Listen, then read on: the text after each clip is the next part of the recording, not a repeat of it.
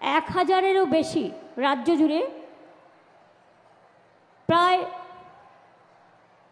গুরুত্বপূর্ণ প্রকল্পের পুরো শুভ উদ্বোধন ও শিলান্যাস করা হলো। মোট মূল্য প্রায় 1142 কোটি টাকা। এছাড়াও অনেক সেতু, এগুলোর মধ্যে সেতু থাকবে, রাস্তা থাকবে, জল প্রকল্প থাকবে, প্রাইমারি হেলথ ইউনিট থাকবে, বিদ্যালয় কক্ষ থাকবে, কমিউনিটি হল থাকবে, সংখ্যালঘুদের জন্য সদ্ভাব মণ্ডপ থাকবেন, বেরিয়াল গ্রাউন্ডে প্রাচীর থাকবেন। আজকে অজয় নদীর ওপর সেতু উদ্বোধন হলো জয়দেব কেন্দুলি খাগড়া রাস্তার সাথে পশ্চিম বর্ধমানের মুচিপাড়া শিবপুর রাস্তার যোগাযোগ স্থাপনকারী অজয় নদীর ওপর একটি বড় সেতু। এর আগেও অনেক সেতু হয়েছে, ফলে যারা জয়দেব কেন্দুলির মেলায় আসেন তাদের আসাটা খুবই সহজ হয়ে যাবে। আবার কালনা থেকে শান্তিপুর আমরা নবদ্বীপ যাওয়ার জন্য সেখানেও বড় সেতু করে দিচ্ছি।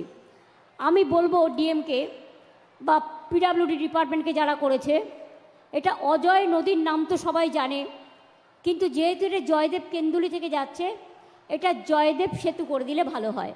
এটা লোকাল সেন্টিমেন্টে এটা একটা ভালো কাজ করবে।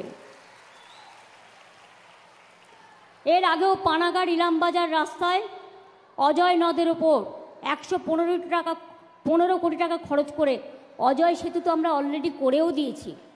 সুতরাং এটা আর একটা পালঙ্ক জুড়ল। ডায়মন্ড হারবার রোডে ক্রিক খালের ওপর লালপোল সেতু, ওখানে পান্নালাল সহ সকলে আছে, আমি তাদের অভিনন্দন জানাচ্ছি। এছাড়াও বিশেষ করে মালদায় টাঙ্গন নদীর ওপর 5টি সেতু উদ্বোধন করা হলো, যা মালদা ও দক্ষিণ দিনাজপুরের সংযোগকারী গুরুত্বপূর্ণ গাজল বামনগোলা রাস্তায় টাঙ্গন নদীর ওপর বিভিন্ন খাড়ির ওপর 5টা সেতু করে দেওয়া হয়েছে এবং পুরনো 5টা সেতুকে রিপ্লেস করে এটা করা হয়েছে। পুরনোগুলো প্রায় ভেঙে যাওয়ার মতো অবস্থায় ছিল, গাড়িও যেতে পারতো না, চওড়াও কম ছিল, ফলে মানুষের অসুবিধে হতো। এতে মালদা থেকে শুরু করে পুরো উত্তরবঙ্গ জেলা জুড়ে মানুষের অনেক উন্নয়ন হবে। এখানে মালদার ডিএমএসপি মন্ত্রী তাজমুল হোসেন সহ সকলেই আছেন। সৌর বিদ্যুৎ প্রকল্প বক্রেশ্বর তাপবিদ্যুৎ জলাধার, এটা পশ্চিমবাংলায় প্রথম জলাধারের মধ্যে তাপবিদ্যুৎ প্রকল্প। এটা তো অন্য জলাধারেও আমরা করতে পারি, এটা একটা আইডিয়া, তাতে বিদ্যুতের খরচাটা কম পড়বে, সেই এলাকার মানুষ খরচা কমে বিদ্যুৎটা পাবেন।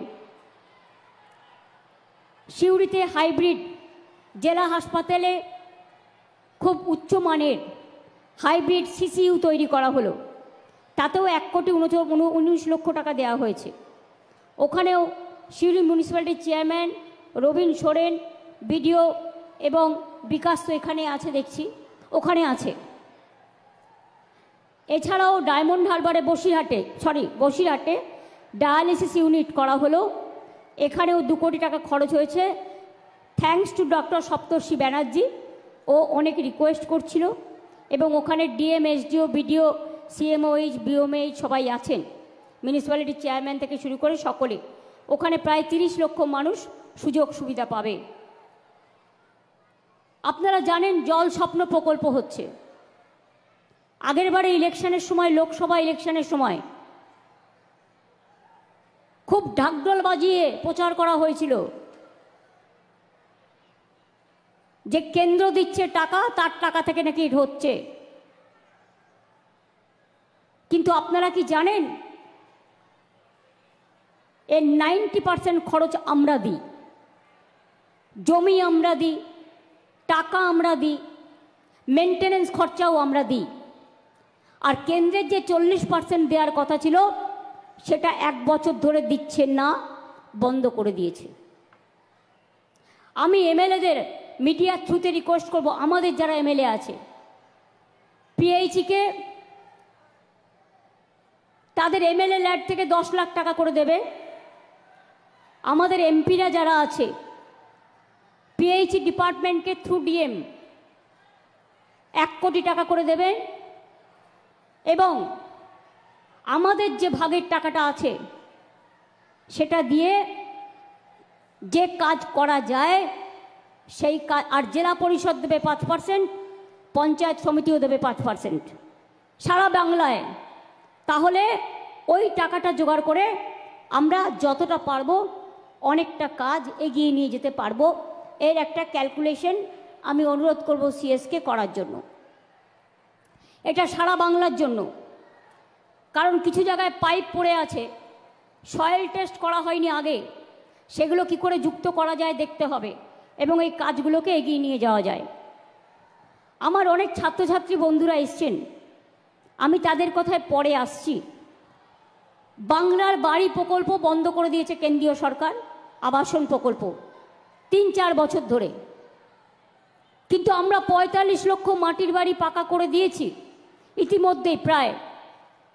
আর এবছরে 12 লক্ষ মাটির বাড়ি পাকা করার জন্য 2টো কিস্তিতে টাকা দিয়ে দেওয়া হয়ে গেছে এবং ডিসেম্বর মাসে আরও 16 লক্ষ যাদের মাটির বাড়ি ভেঙে গেছে, মাটির বাড়ি আছে, আরও 16 লক্ষ মানুষের কাছে ডিসেম্বর মাসে প্রথম কিস্তি পাবেন এবং মে মাসে সেকেন্ড কিস্তি পাবেন।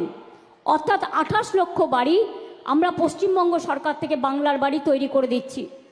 বাদবাকিও যাদের বাকি থাকবে তারাও চিন্তা করবেন না, এই 28 লক্ষ হয়ে যাওয়ার পরে ফেজ বাই ফেজ সার্ভে করে আমরা বাদবাকিটাও 2-3 বছরের মধ্যে পুরো করে দেব।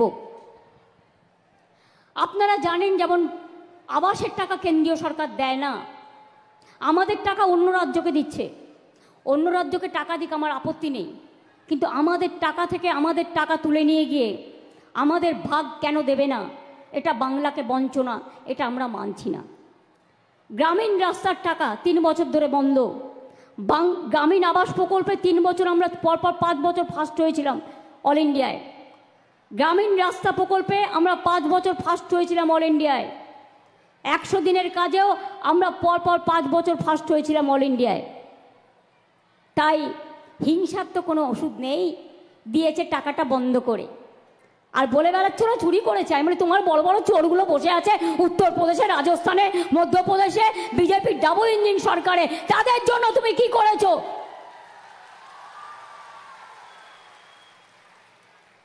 তুমি 100 কতগুলো টিম পাঠিয়েছো। এখানে টিকটিকি কামড়ালেও কমিশন আসে, মহিলা commission, human rights commission, tribal commission, minority commission. আর মধ্যপ্রদেশে মেয়েদের উপর অত্যাচার হলে ইউপিতে জ্বলন্ত